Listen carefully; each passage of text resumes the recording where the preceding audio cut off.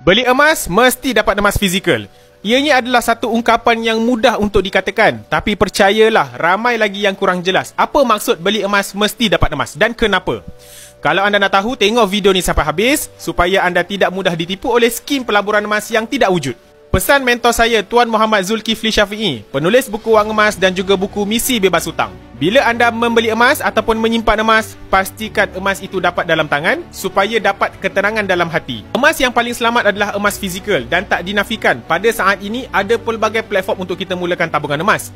Dan antara yang terkenal adalah emas digital. Tapi berbalik kepada asas, beli emas mesti dapat emas.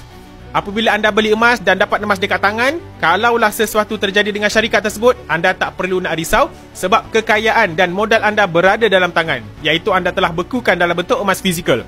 Bagaimana jika anda beli emas tapi emasnya tak dapat dekat tangan? Makanya kalaulah sesuatu terjadi dengan syarikat tersebut, kita tak pasti sama ada modal kita boleh dapat semula ataupun emas itu wujud ataupun tidak. Dalam tabungan emas, kebanyakan mereka memilih untuk tidak memegang emas fizikal atas beberapa faktor.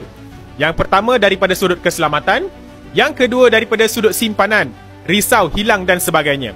Tapi tuan-puan tak perlu risau, walaupun beli emas mesti dapat emas, di Public Gold ada satu kemudahan emas yang membolehkan tuan-puan menabung emas fizikal tanpa perlu simpan di rumah, iaitu kita gelarkan sebagai Account Emas Gap ataupun nama panjang dia Gold Accumulation Program. Dengan kaedah ini, apabila anda membeli emas fizikal, Public Gold simpankan emas bagi pihak anda dalam satu peti besi khas yang ada di Public Gold. Dan dengan kaedah ini, setiap gram emas yang anda beli disandarkan dengan emas fizikal 100%. Anda boleh keluarkan dalam bentuk fizikal, sama ada keluarkan dalam bentuk gold bar, nak keluarkan dalam bentuk dinar, even nak keluarkan dalam bentuk barang kemas berketulinan 999 pada bila-bila masa pun boleh, tak ada masalah. Untuk bermula, anda boleh rujuk pin video di profil. Langkah mudah untuk daftar akaun emas Public Gold, saya akan bantu anda sebaiknya. Dapat sesuatu, boleh follow.